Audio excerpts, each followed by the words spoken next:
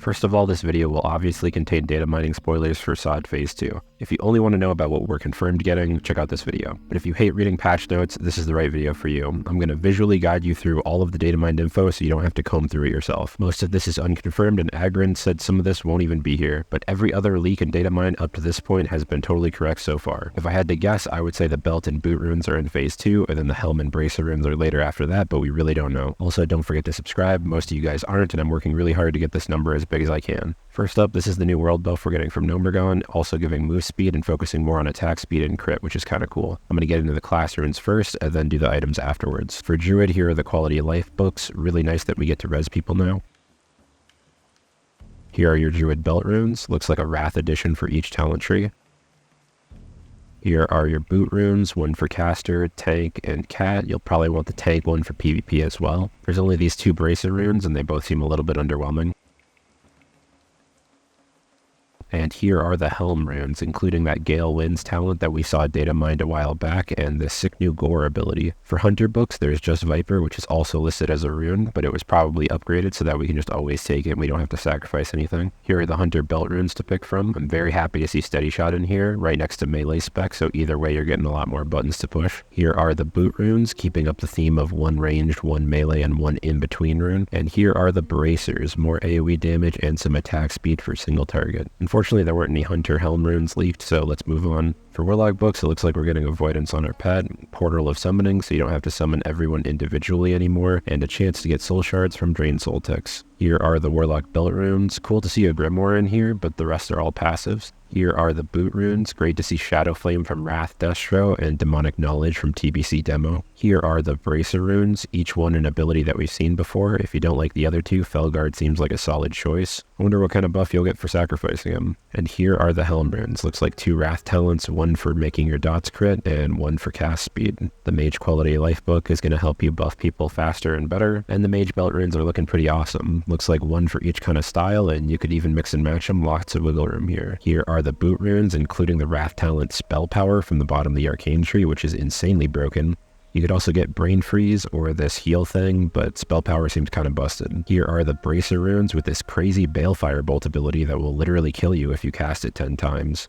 Molten Armor, which is always solid, and you can undo your blink for mobility. And the Helm runes are this Orb ability that's arcane damage and shields people, and Deep Freeze, which could do insane damage on stun immune targets. The Paladin book makes your blessings last longer, so you're not buffing everyone every 5 minutes. And here are the Paladin belt runes. You can do judgments from ranged, I guess, and spam Holy Shock indefinitely, as long as it keeps critting. That's kind of busted. Here are the boot runes. Looks like one for each spec. Art of War coming back and looking great for ret. Here are the Bracer runes with the ability to spam Hammer of Wrath non-stop below 10%, or some buffs to your holy spells. And here are the Helm runes. 18% crit is kind of crazy. Light's Grace from Wrath is always great to see. Wrath, which is not Avenging Wrath, it's a passive and a better Sanctuary buff. Up next is Priest. Priest books are going to help you buff Fort and give you Shadow Fiend, which is crazy. Love to see it. Going to help out with the mana. And here are the Priest belt runes. Great to see Mind Spike not have a cooldown, so you can do 3 of them and then a Mind Blast, and some healing options as well. Here are the boot runes, all defensives. The Spirit of Redemption is pretty sick for PvP healing or even as a raid cooldown. Everybody knows Dispersion, it's an awesome personal. And of course Pain Sup. You could really run any of these as any spec. Here are the Bracer runes. We got a scary Void Pool, dots critting, and free smite on your crits. Not that much healing here. And there's only one Helm rune so far, but it's a pretty huge talent from Wrath, giving you free shields when your heals crit. For the Rogue book, we're getting this Redirect ability, a short cooldown letting us transfer our combo points. And for the Rogue belt runes, we have 3 very different abilities. Looks like for single target, you'll run the knife and then run out to 8 yards to refresh your deadly poison when it's about to fall off, since we can't do anything else about it. Here are the boot runes. Kind of weird that there's 2 PvP ones and a tank one. Hopefully there'll be a 4th option. While we don't have any Bracer runes, here are the Helm ones, and I'm so happy to see some energy regeneration in here. Combat potency is massive, but Honor Among Thieves might lead to some degenerate pre-pull shenanigans. For the Shaman book, we get Totemic Projection, letting you move your totems for free every 10 seconds. And for the Shaman belt runes, Fire Nova is looking really nice, Maelstrom of course, and some cooldown resets for Flame Shock for Ellie. There'll probably be a Resto one in here too if I had to guess. Here are the boot runes with Ancestral Awakening from Wrath, the threat buff, and a very interesting decoy totem. Shaman didn't see any Bracer or Helm Runes, but they are getting 2-hand spec on their chest. The Warrior Quality of Life book is Commanding Shout, which is also showing up as a leg rune right now, so they probably just decided to make it baseline. And here are the Warrior Belt Runes, some solid options for any spec, but the Fury one kind of stands out. Here are the Boot Runes featuring Intervene and some defensive options. Here are the Bracers, showing one from each spec from Wrath Talents, besides Rampage from TBC. We'll see how that one goes. And here are the Helm Runes with 2 tanking ones and Taste for Blood. We'll likely see a Fury one added with these if I had to guess. I'm going to show off the Gnomeregan Tier sets. There are 2 for each armor set, 1 attack power and 1 for casters, besides Cloth has 2 casters. Here is the first Cloth set, clearly for mages and warlocks, weirdly having minus agility and stamina as stats. And here's the second Cloth set, clearly for priest, but I guess anybody could use it. It doesn't have anything specific to priest on it. Here's the attack power leather with dagger skill and feral attack power for the 3-piece. And here's the caster leather with Wrath and Starfire crit as the set bonus. Here's the male attack power, which includes a mana proc as the 3-piece, very nice. And here's the male caster set with reduced cast time for Ellie Shamans. Last, here's attack power plate, offering some solid but kind of boring stats as a bonus. There's some defense in here. And here is the caster plate, giving Holy Pally some nice bonus crit on their Holy Shock. And that might be crazy for that belt rune we were talking about earlier. Now for the rest of the Gnomeregan items, I'm not going to go over all of them, only the interesting ones. The ones I don't mention have just pretty normal stats on them. Starting off with weapons, there's this crazy staff that has a jumper cable on use, which is super cool. And of course there's the new Crowd Pummeler here, along with some other weapons. All these weapons are pretty cool. I wouldn't mind getting any of these, and they all seem pretty good.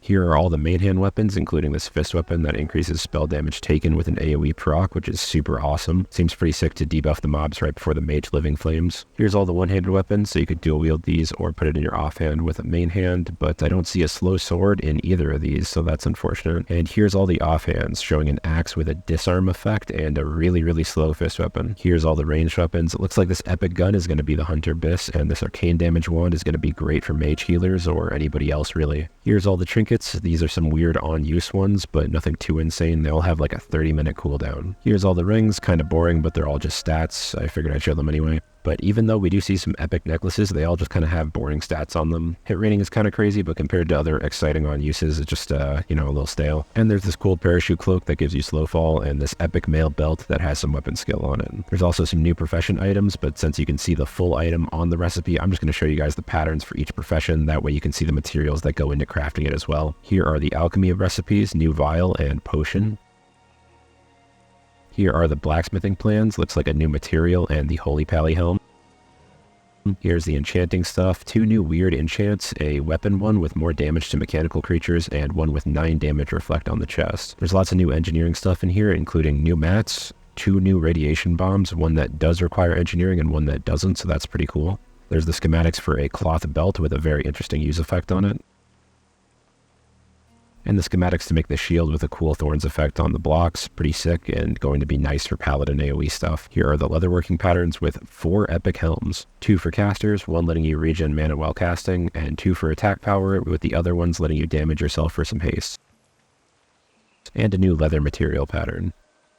And tailoring only has 2 things, a new material and a pattern for a helm that lets you reduce your spell cost by 50% for 12 seconds, which is pretty awesome. It's important to note how all of these epic gear patterns require the materials from the professions to make them. And last, we have the rewards from the PvP event. They are class specific, and if it says a unique Blood Moon 1 on it, that means you can only have one of these on at a time. Here are the Druid PvP items, showing 1 for each type of Druid, and every healer has this trinket that hurts them but heals somebody else. Here are the Hunter PvP items, very interesting bow that procs strength, not sure about that one, Blizzard, a pet synergy trinket, and a quiver and ammo pouch. This is huge motivation to do this event for any hunters, that way they can save inventory space. Here are the Warlock PvP items with a trinket that gives your pet 80 intellect, kind of a lot, and a ring for each damage type, which is a theme for most casters. Here are the Mage PvP items, and just like I was saying for Warlock, it's just 1 for each type of damage that you can cast. It's pretty straightforward. Here are the Paladin PvP items, 1 for each spec with an AoE trinket as well, kind of nice. Here are the Priest PvP items, a ring for each damage type and a healer trinket, pretty generic. Here are the Rogue PvP items, which are all weapons featuring a 2.0 offhand only dagger for Mutilate. Here are the Shaman PvP items, including this bonkers two-handed mace that looks like a giant totem. The healer trinket, of course, a caster shield, and that same AoE trinket that paladins get. Looks like you're going to have to get your one-handers from the raid if you want to dual wield. And here are the warrior PvP items, all weapons just like the rogue, a main hand sword, a one-hand mace, and a two-hand mace. Now remember, you won't be able to dual wield these because they're unique Blood Moon equip items. And that pretty much wraps it up. Thanks for watching the whole video, guys. If you're looking to level something up before phase 2 to kill time, I have a guide for each and every class in this one big playlist right here you could check out.